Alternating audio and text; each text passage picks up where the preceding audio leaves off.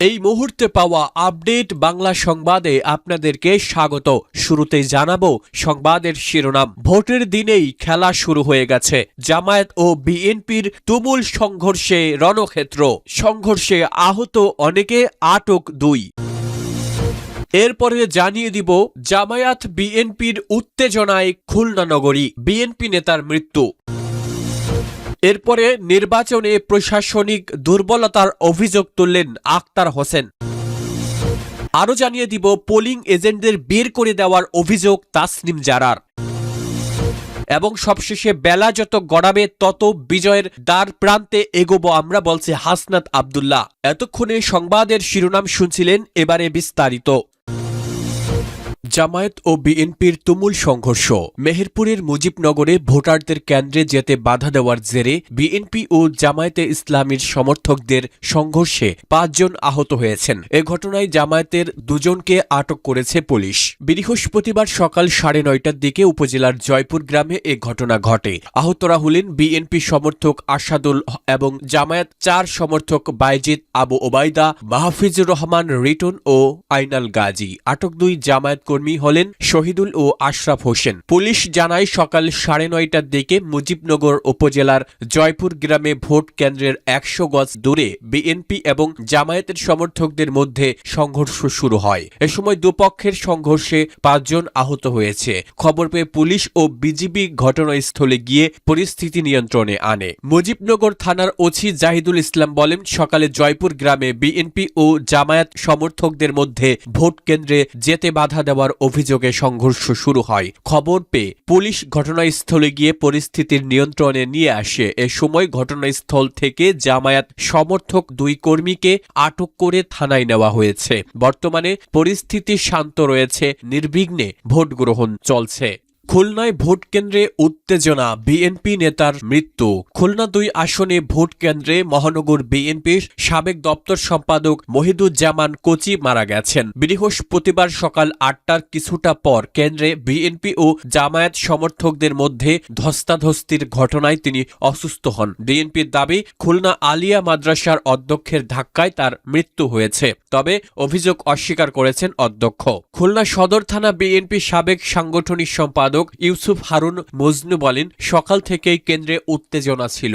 আলিয়া মাদ্রাসার অধ্যক্ষ জামায়াতের প্রচারণায় যুক্ত ছিলেন। তাকে বাধা দিলে তিনি মহিবুজ্জামান কোচিকে ধাক্কা দেন। এতে তিনি গাছের সঙ্গে মাথায় আঘাত পান এবং ঘটনাস্থলেই তার মৃত্যু হয়। তবে অভিযোগ অস্বীকার করে খুলনা আলিয়া মাদ্রাসার অধ্যক্ষ ডক্টর আব্দুর রহিম মিয়া বলেন, আমি অন্য কেন্দ্র থেকে ভোট দিয়ে আলিয়া মাদ্রাসার বাসভবনে ফিরছিলাম। তখন দেখি কয়েকজন নারীকে বের করে দেওয়া হচ্ছে। আমি সবাইকে শান্ত থাকতে বলেছি, কাউকে ধাক্কা দেওয়ার প্রশ্নই ওঠে না। জামায়াতের কেন্দ্র পরিচালক মাহবুবুর রহমান বলেন, আমাদের নারী কর্মীদের বিএনপির লোকজন কেন্দ্র থেকে বের করে দিচ্ছিল। তখন আমি তাদের বাধা দেই। তখন তাদের মধ্যে একজন অসুস্থ হয়ে পড়েন। পরে শুনলাম তিনি মারা গেছেন। কাউকে ধাক্কা বা মারধরের ঘটনা ঘটেনি। মাদ্রাসা সিসি ক্যামেরা রয়েছে, যাচাই করলে বিষয়টি স্পষ্ট হবে। কেন্দ্রের প্রিজাইডিং অফিসার সাইফুল ইসলাম বলেন, ঘটনাটি কেন্দ্রের বাইরে ঘটেছে, এটি আমার এখতিয়ারের বিষয় নয়।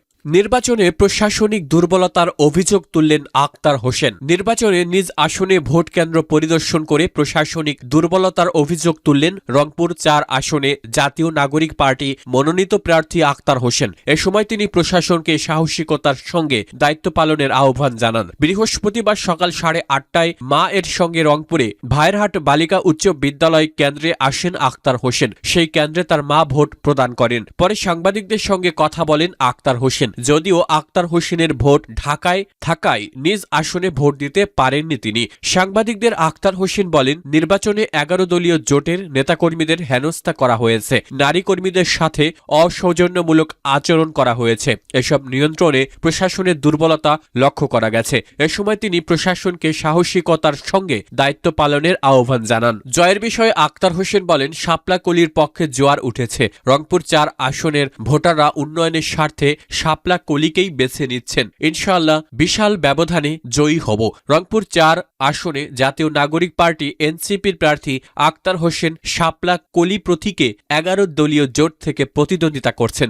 পোলিং এজেন্টদের বের করে দেওয়ার অভিযোগ তাসনিম জারার। বিভিন্ন অজুহাতে পোলিং এজেন্টদের বের করে দেওয়ার অভিযোগ করেন ঢাকা ৯ আসনের স্বতন্ত্র প্রার্থী ডাক্তার তাসনিম জারা। আজ বৃহস্পতিবার ১২ ফেব্রুয়ারি রাজধানীর খিলগাঁও মডেল কলেজ মাঠে এই অভিযোগ করেন তিনি। ভোট কেন্দ্র পরিদর্শন শেষে তাসনিম জারা বলেন, বিভিন্ন অজুহাতে আমাদের পোলিং এজেন্টদের প্রবেশ করতে দিচ্ছে না, বের করে দেওয়া হচ্ছে, বানোয়াট কিছু নিয়ম বানিয়ে এই কাজ করা হচ্ছে। বলা হচ্ছে এজেন্টরা এখানকার ভোটার নয়, পোলিং এজেন্ট হতে হলে এখানকার ভোটার হতে হবে, হেনস্থা করা হচ্ছে।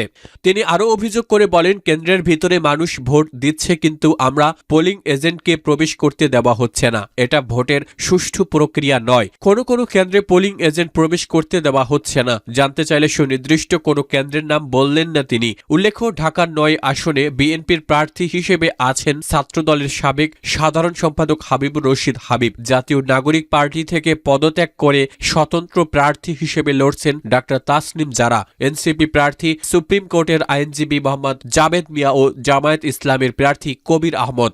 বেলা যত গড়াবে তত বিজয়ের দ্বার প্রান্তে এগোবো আমরা, বলছে হাসনাত আব্দুল্লাহ। কুমিল্লা ৪ আসনের আলোচিত প্রার্থী ও জাতীয় নাগরিক পার্টির দক্ষিণাঞ্চলের মুখ্য সংগঠক হাসনাত আব্দুল্লাহ ভোট দিয়েছেন দেবিদ্বার উপজেলার গোপালনগর উচ্চ বিদ্যালয় কেন্দ্রে। সকাল ৮টায় ভোট দিয়ে তিনি বলেছেন, যত বেলা গড়াবে তত তারা বিজয়ের দ্বার প্রান্তে এগোতে থাকবেন। জামায়াতের নেতৃত্বাধীন ১১ দলীয় জোটের শরিক এনসিপির শাপলাকলি প্রতীকে ভোট করছেন তিনি। হাসনাত আব্দুল্লাহ বলেন, এখনো পর্যন্ত কোনো ভোট কেন্দ্রে টেকনিক্যাল বা প্রক্রিয়াগত কোনো জটিলতার বিষয়ে খবর আমার কাছে আসেনি। আমরা শঙ্কামুক্ত থাকতে চাই, ভোট একটা উৎসবের হবে। দেবিদ্বারের মানুষের কাছে আহ্বান থাকবে, যাকে ইচ্ছা ভোট দেন, ভোটের জন্য ব্যক্তিগত সম্পর্ক নষ্ট হোক এটি আমি চাই না। ভোট কেন্দ্রে প্রবেশের আগে হাসনাত আব্দুল্লাহর নির্বাচন সংশ্লিষ্ট কর্মকর্তাদের সঙ্গে কুশল বিনিময় করেন এবং ভোট গ্রহণ প্রক্রিয়া পর্যবেক্ষণ করেন। পরে নির্ধারিত